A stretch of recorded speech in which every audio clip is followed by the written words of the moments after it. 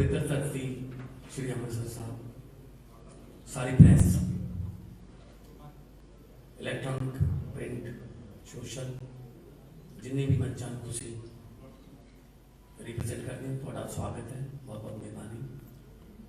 बड़ी important press conference है, कुछ यहो जे इतिहासिक ऐलान अज थोड़े सामने करांगे जो पहला कभी किसी ने सोचे नहीं सी।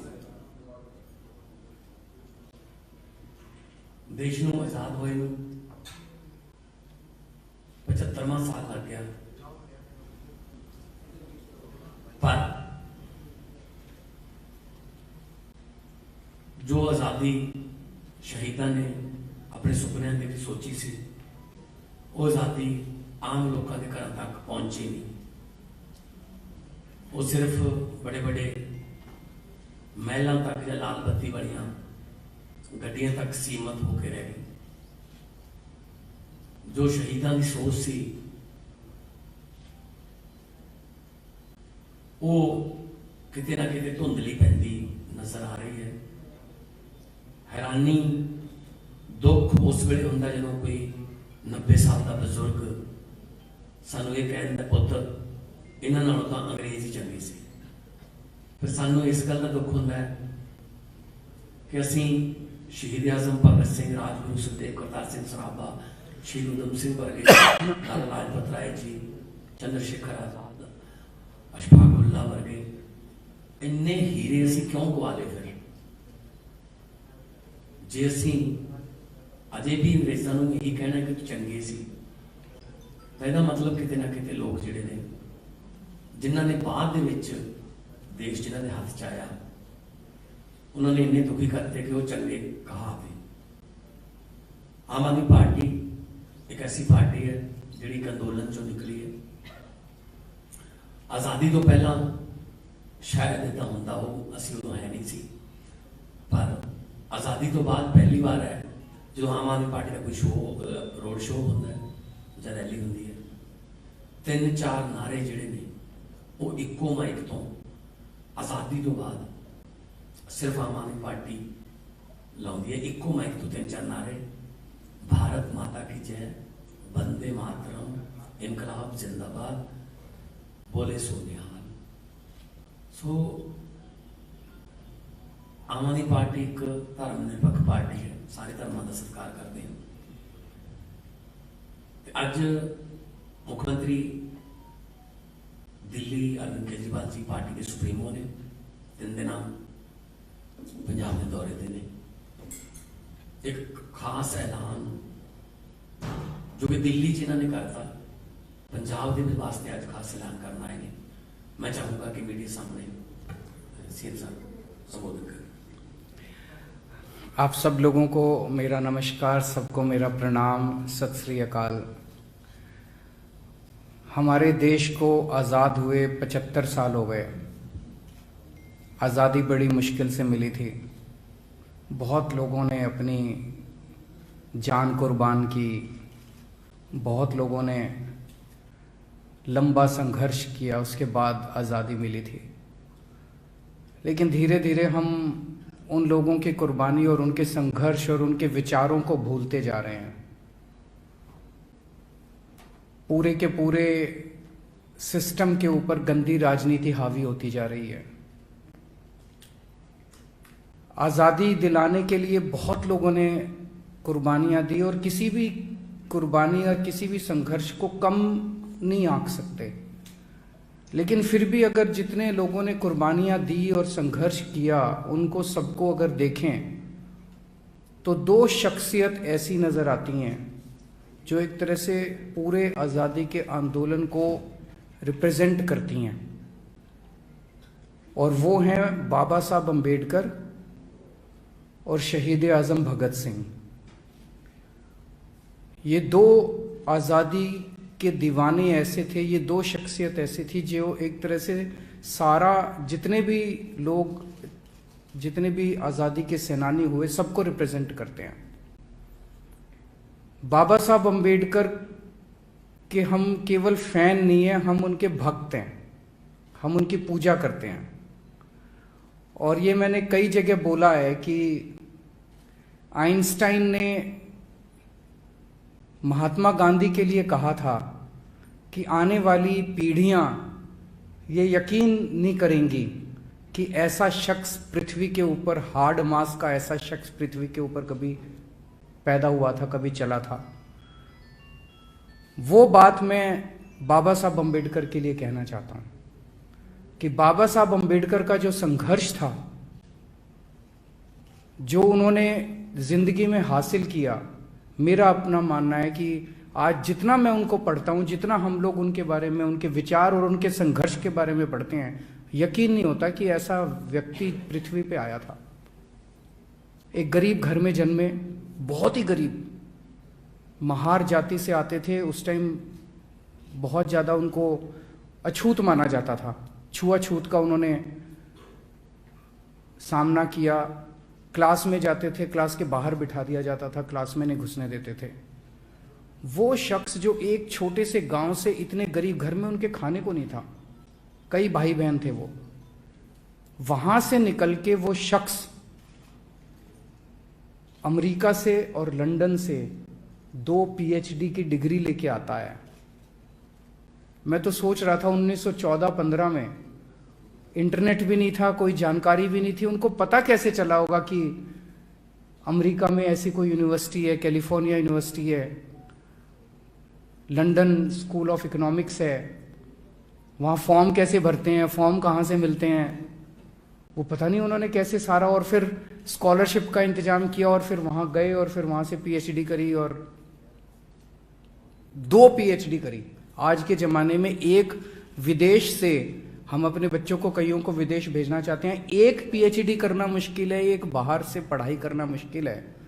उन्होंने 2-2 पीएचडी करी, मास्टर्स की, खूब सारे कई सब्जेक्ट्स के अंदर उन्होंने मास्टर्स की डिग्री करी। उसके बाद देश का संविधान लिखा, देश के कानून मंत्री बने। उन्होंने अपनी जिंदगी में शिक्षा को सबसे ज्यादा महत्व दिया, सबसे ज्यादा महत्व उन्होंने शिक्षा को दिया। उनके और शहीद आजम भगत सिंह के रास्ते अलग अलग थे, लेकिन उनकी मंजिल एक ही थी। दोनों चाहते थे कि देश आजाद होने के बाद सबको अच्छी शिक्षा मिले, सबको अच्छा स्वास्थ्य सेवाएं मिले, देश के अंदर तरक्की हो, जात पात या धर्म के आधार पे भेदभाव ना हो, सबको बराबरी का हक मिले। कोई अपनी जिंदगी में सफल होता है, ये इस बात पे निर्भर नहीं होना चाहिए कि वो किस जाति में पैदा हुआ।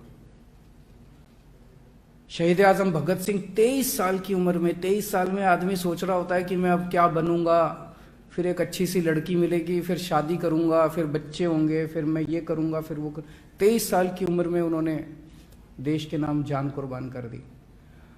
तो दिल्ली में अभी मैंने ऐलान किया था 26 जनवरी के मौके पे कि दिल्ली के हर दफ्तर में, दिल्ली सरकार के हर दफ्तर में बाबा साहब अम्बेडकर और शहीद आजम भगत सिंह की तस्वीरें लगाई जाएंगी।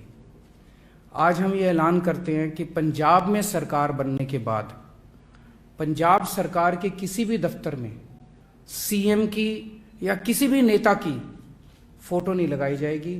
बाबा साहब अम्बेडकर और शहीद आजम भगत सिंह की तस्वीर पंजाब सरकार के हर दफ्तर के अंदर लगाई जाएगी, ताकि उनको देख के हम लोग, हमारी पीढ़ी, आने वाली पीढ़ी प्रेरणा ले सकें। जितनी बार हम उनको देखेंगे, उनके संघर्ष हमें याद आएगा, उनकी कुर्बानी याद आएगी और उनके विचार याद आएंगे। तो दिल्ली सरकार, मैंने ऐलान किया था कि दिल्ली सरकार बाबा साहब अम्बेडकर और शहीद आजम भगत सिंह के विचारों पे चलेगी। पंजाब सरकार भी शहीद आजम भगत सिंह और बाबा साहब अम्बेडकर के विचारों पे चलेगी। मान साहब भी कुछ?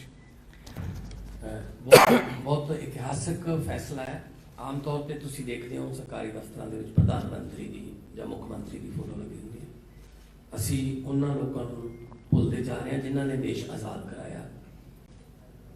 ਸ਼ਹੀਦ ਆਜ਼ਮ ਭਗਤ ਸਿੰਘ, ਉਹਨਾਂ ਨੂੰ ਇਸ ਗੱਲ ਦੀ ਭੋਰਾ ਵੀ ਚਿੰਤਾ ਨਹੀਂ ਸੀ ਜਾਂ ਸ਼ੱਕ ਨਹੀਂ ਸੀ ਕਿ ਦੇਸ਼ ਕਿਵੇਂ ਆਜ਼ਾਦ ਹੋਊਗਾ। ਉਹਨਾਂ ਨੂੰ ਇਹ ਡਰ ਸੀ, उन्होंने अपनी किताबों के लिखे, चिट्ठियां लिखे, पढ़िया बहुत, कि आज़ादी तो बाद देश किन्ना हत्थां जाऊगा। उन्होंने शक जिहड़ा बिल्कुल सही, उन्होंने डर जिहड़ा बिल्कुल सही साबित होया कि जिन्ना हत्थां दे विच देश आज़ादी तो बाद गया, शायद अंग्रेज भी शर्मिंदा होंगे कि असी 200 साल च इन्ना नहीं लुट सके जिन्ना ने 60-70 साल च लुट लिया अपने ने।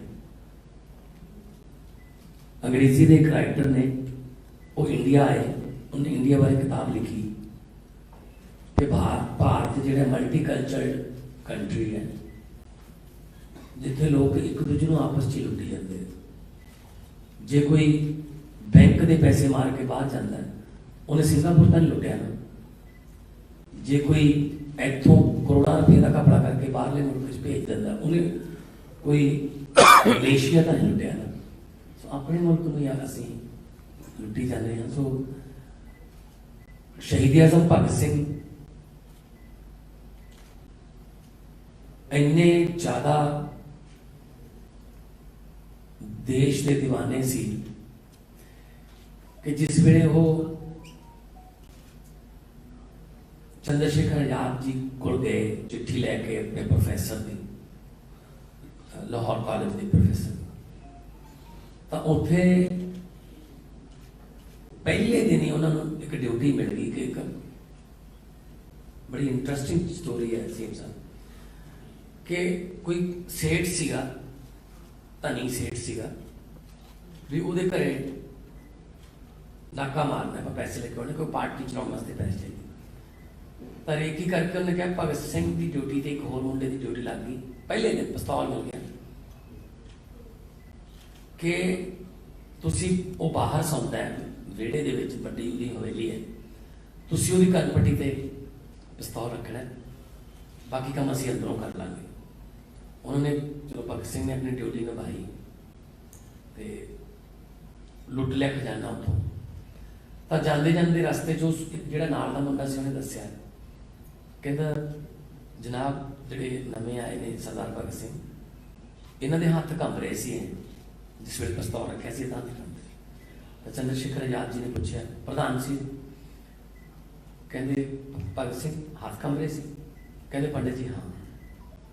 की गल फिर? कल तो बड़ी बड़ी गल्लां करदा सी देश वास्ते।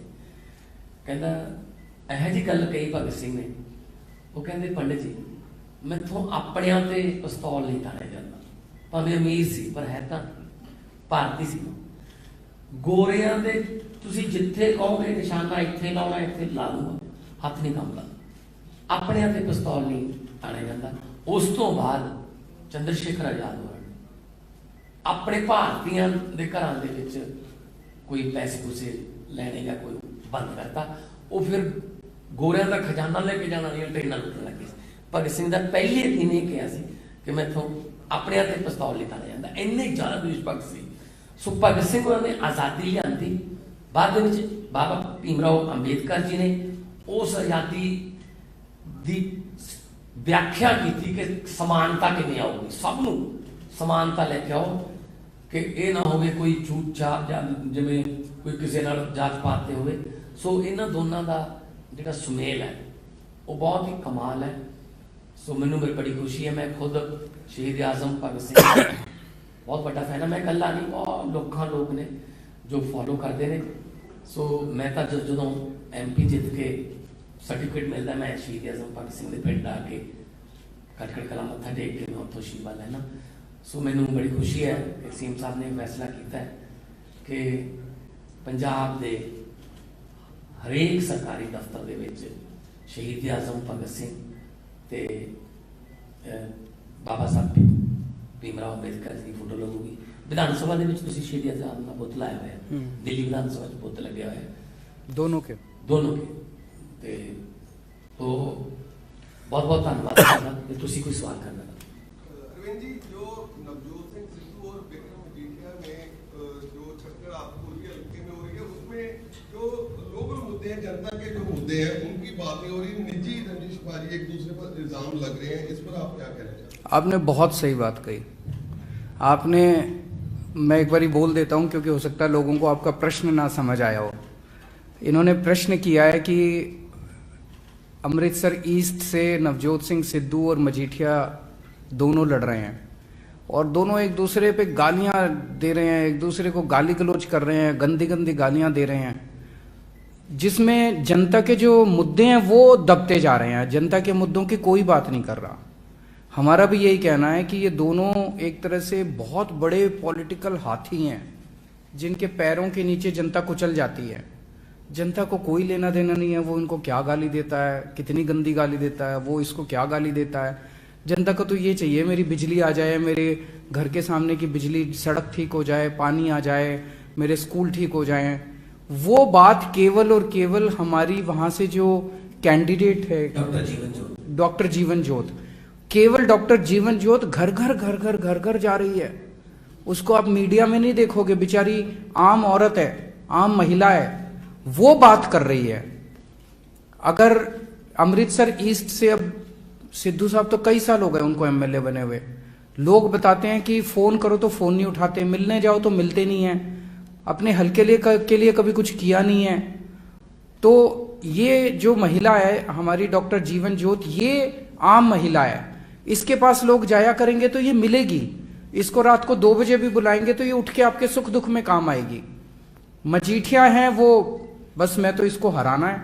अरे हराना है, जनता का क्या, तुम आपस में लड़ोगे, उनका कोई लेना देना नहीं अमृतसर ईस्ट से मजीठिया का, वो केवल नवजोत सिंह सिद्धू को हराने आए हैं। तो मेरा तो यही कहना है कि इस बार जनता एक बटन दबा के जीवन ज्योत को जिता दे और एक ही बटन से ये दोनों हार जाएंगे। आम आदमी पार्टी आंदोलन से बाहर निकली थी तो आपने मुख्यमंत्री शीला दीक्षित के खिलाफ चुनाव लड़ा था। यहाँ पर बहुत से तो नए कैंडिडेटों चेहरों को मौका दिया गया था।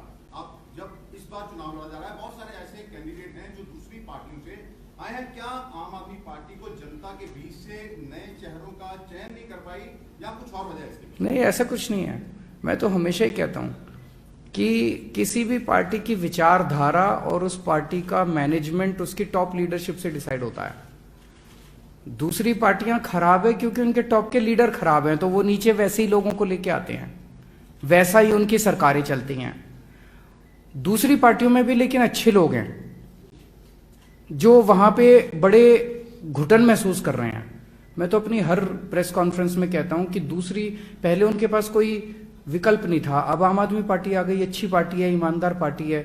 मैं तो सारी पार्टी के लोगों को बोलता हूं कि जो जो अच्छे लोग हैं, जो देश के लिए काम करना चाहते हैं, अपने लिए नहीं काम करना चाहते, ऐसे लोग अपनी अपनी पार्टी छोड़ के आ जाओ। सर, एक मेरा सवाल है, 2 सवाल है। एक तो ये कि भगवंत मान को जब आप बोलते हैं कि कट्टर ईमानदार, ये विरोधियों को ये शब्द अच्छा नहीं लगता। दूसरा ये कहा जा रहा है कि भाजपा जो है वो आम आदमी पार्टी के साथ जो है मिलकर पंजाब में घुसना चाहती है, बी टीम के तौर पर। तो पहला प्रश्न आपका, एक बार ही माइक दे दो, इनके प्रश्न बड़े अच्छे हैं, जरा जनता को वो भी सुनाई दे जाए कि प्रश्न। सर, मेरा सवाल ये है कि पहले वाला एक बार पूछना, फिर दूसरा बात। बिल्कुल पूछ रहा हूँ कि भगवंत मान को कट्टर ईमानदार कहा जाना जो कहीं न कहीं विरोधियों को अच्छा नहीं लग रहा। कट्टर ईमानदार की डेफिनेशन क्योंकि वो इसलिए कि जब मैं इनको कहता हूं कि वो कट्टर ईमानदार हैं तो उनको लगता है कि वो कट्टर भ्रष्टाचारी हैं, तो वो डिफरेंस बड़ा साफ हो जाता है। वो लोग कट्टर भ्रष्टाचारी हैं, हर फाइल साइन करने के पहले देखते हैं इसमें कितने पैसे कमा लूं, कोई उनसे मिलने आता है इससे कितने पैसे नोच लूं। वो केवल और केवल पैसा लूटने के बारे में सोचते हैं। और ये आदमी केवल और केवल पंजाब के बारे में सोचता है। लेकिन नवजोत सिंह सिद्धू एक ऐसे भगवंत मान की भी तारीफ करते हैं लेकिन खुद को भी ईमानदार बताते हैं। देखिए, मैं किसी इंडिविजुअल के ऊपर नहीं जाऊंगा, मैं एक सिस्टम की बात कर रहा हूं। दूसरा सवाल फिर मेरा जो था कि आम आदमी पार्टी के सहारा लेकर भाजपा जो है पंजाब में आना चाहती है, ये कांग्रेस के सांसद कह रहे हैं। कैसे?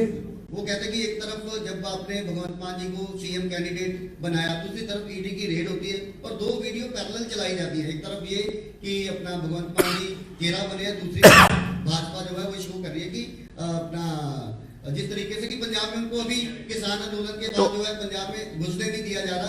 आप सहारा लेके जो है वो आप ये कहना चाहते हो कि भाजपा को कह के चन्नी साहब पे ईडी की रेड मैंने कराई है?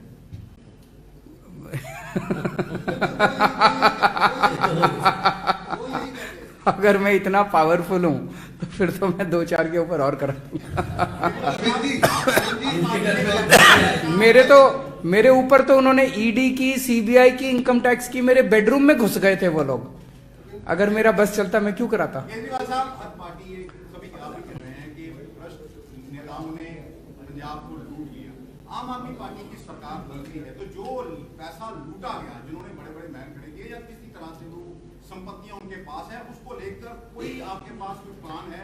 एक कमेटी का गठन किया जाए, एक पैसे वसूल किए जाए? मेरा सवाल एक पैसे का हिसाब लेंगे, एक पैसे का हिसाब लेंगे। जितना इन्होंने लूटा है सारा पंजाब का पैसा वापस लिया जाएगा। एक गल हो रहा है सर कि कहा जाता है कि पंजाब पर 3 लाख करोड़ का कर्ज है। मेरा सवाल है कि वो कर्ज 3 लाख करोड़ कर्जा खर्चा कहां गया, कहां खर्च हुआ? ना तो कोई स्कूल बनाया है उन्होंने पिछले 20 साल में, ना कोई यूनिवर्सिटी, ना कॉलेज, ना अस्पताल, ना कोई सड़क। वो तो नवजोत सिंह सिद्धू भी कह रहे हैं कि इन सब नेताओं की जेबों में गया पैसा सारा। तो 14.5 साल सिद्धू साहब उनके साथ थे, पिछले 14.5 साल से 9.5 साल हो गए बीजेपी और उसके अकाली दल के, और 5 साल इनके, 14.5 साल सत्ता का हिस्सा है। अभी भी सिद्धू साहब कह रहे हैं बदलाव की राजनीति आएगी। अरे किसको बदलाना चाहते हो आप? हम कह रहे हैं कि इनको बदलाव। तो राहुल गांधी के सामने उन्होंने कहा, शरियाम कहा कि मुझे कोई फैसला लेने की शक्ति देना, मुझे दर्शनी घोड़ा मत बनाना। वो तो अपनी लड़ाई, उनकी लड़ाई भ्रष्टाचार के खिलाफ लड़ाई नहीं है, उनकी लड़ाई पंजाब को सुधारने की लड़ाई नहीं है, उनकी लड़ाई मुख्यमंत्री बनने की लड़ाई है। Last question. Bharatiya Janata party ने कहा है कि दिल्ली में धर्मांतरण को लेके कानून क्यों नहीं बनाते? पंजाब में जो धर्म की राजनीति करते हुए केजरीवाल जी प्रचार कर रहे हैं कि पंजाब में ये। देखिए, मेरा अपना ये कहना है, किसी भी व्यक्ति को कौन से धर्म में मानेगा, जिस धर्म में पैदा हुआ उस धर्म को मानेंगे, किसी और धर्म, ये सबका अपना निजी मामला है। इसमें हस्तक्षेप देने का किसी को अधिकार नहीं है। आप इस भगवान को मानते हो, आप उस भगवान को मानते हो, आप इस धर्म में विश्वास रखना चाहते हो, आप दूसरे धर्म में जाना चाहते हो, ये सबका निजी मामला है। इसमें किसी सरकार को हस्तक्षेप करने का अधिकार नहीं है और ये संवैधानिक अधिकार है। लेकिन एक मिनट उनका प्रश्न तो पूछा होता है, तो उनका छोड़ दूं, उनका जवाब ना दूं, उनका जवाब ना दूं? आपका प्रश्न जवाब देंगे, लेकिन पहले उनका सुनिए आप। ऐसे ये बदतमीजी नहीं चलेगी, ये गलत बात है ये। लेकिन किसी भी व्यक्ति से लालच देके, धमकी देके, जबरदस्ती करके किसी का धर्म परिवर्तन करना गलत है।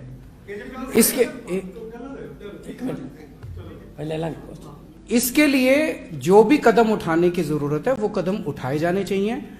मेरा अपना मानना है, मुझे कुछ वकीलों ने बताया, लेकिन इसको और एग्जामिन करने की जरूरत है कि आज जो देश का कानून है, उस देश के कानून में सफिशिएंट धाराएं हैं और सफिशिएंट प्रावधान है कि अगर कोई जबरदस्ती करता है तो उसको जबरदस्ती करने से रोका जा सके। आज भी देश के अंदर सफिशिएंट प्रावधान है। नया कानून बनाने की जो बात है, ये जो कर रहे हैं ये लोग, ये पॉलिटिकल इशू है। ये इन लोगों को कोई किसी से कुछ लेना देना नहीं है, जो कर रहे हैं पॉलिटिकल इशू है। लेकिन इसके लिए जो भी कदम उठाने की जरूरत है कि जबरदस्ती किसी का भी धर्म परिवर्तन करना, ये गलत काम है। हाँ जी, अमरिंदरपाल सिंह भुल्लर की रिहाई के लिए पंजाब में मामला गंभीर है। वो बोल रहे हैं कि आम आदमी पार्टी का जो विरोध है वो सिर्फ जथेबंदियां कर रही हैं। अभी भी आपके पास मैसेज मिला होगा कि बाहर भी कत्ल हुए हैं, तो क्या अड़चन क्या है प्रोफेसर? मैंने कल भी इसका डिटेल में जवाब दिया था, दोबारा आपको बता देता हूं। सबसे पहली बात, ये सेंसिटिव मामला है। इस पे केवल और केवल अकाली दल गंदी राजनीति कर रहा है और हम इस गंदी राजनीति की कठोर निंदा करते हैं। जो अकाली दल कर रहा है, ये गंदी राजनीति कर रहा है, इसकी हम कठोर निंदा करते हैं। दिल्ली के अंदर लॉ एंड ऑर्डर और पुलिस दिल्ली सरकार के पास नहीं है, वो एलजी साहब के पास है, केंद्र सरकार के पास है। लेकिन इसका मैं प्रोसेस समझा देता हूं। ये कैसे, एक सेंटेंस रिव्यू बोर्ड है, वो सेंटेंस रिव्यू बोर्ड ये डिसाइड करता है, जितने भी मामले आते हैं, केवल ये नहीं, किसी का मामला आया रिहाई का, वो डिसाइड करता है करना है कि नहीं करना। किसी का मामला आया सजा कम करने का, वो डिसाइड करता है। किसी का मामला आता है कि सजा माफ करनी है, वो डिसाइड करता है। उस सेंटेंस रिव्यू बोर्ड में जज बैठते हैं, उस सेंटेंस रिव्यू बोर्ड में अफसर बैठते हैं, उस सेंटेंस रिव्यू बोर्ड में पुलिस अधिकारी बैठते हैं, जो कि केंद्र सरकार के अंडर में आते हैं। उसमें मुख्यमंत्री की कोई दखलंदाजी नहीं है। वो सेंटेंस रिव्यू बोर्ड की अगली जो भी मीटिंग होगी, मैं इतना इंश्योर कर सकता हूं कि मैंने जब मेरे नजर में ये बात आई, मैंने तुरंत, मुख्यमंत्री तक सारी बातें पहुंचती नहीं है, लेकिन मैं पिछले 2-3 जब यहां पे आया पंजाब के दौरे पे, तो कुछ लोगों ने मेरे से ये जिक्र किया, तो मैंने होम सेक्रेटरी को, दिल्ली के होम सेक्रेटरी को तुरंत फोन करके बोला है भाई सेंटेंस रिव्यू बोर्ड की मीटिंग जल्द से जल्द बुलाओ और ये इंश्योर करो कि अगली मीटिंग के अंदर एजेंडा में इनका भी होना चाहिए। ऐसा ना हो कि एजेंडा के अंदर इसका, क्योंकि मामले बहुत होते हैं, एक मीटिंग में मान लो इनके पास 100 मामले आ गए, 150, मैंने कहा इनका होना चाहिए और ये डिस्कशन इसके ऊपर होनी चाहिए।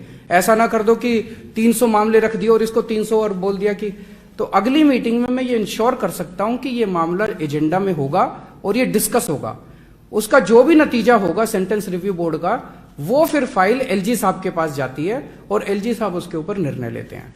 तो आप इंतजार कीजिए सेंटेंस रिव्यू बोर्ड की अगली मीटिंग का, मैं ये इंश्योर कर सकता हूं कि जल्द से जल्द हो। एक और बात है इसी में, अभी यहाँ पे मजीठिया या सुखबीर बादल भी पीसी करेंगे कहीं, उनको ये जरूर पूछ लेना कि जो उनके परिवार को मतलब बर्बाद करने वाले सुमेश सैनी थे, उनको डीजीपी किसने बनाया था, ये पूछ लेना।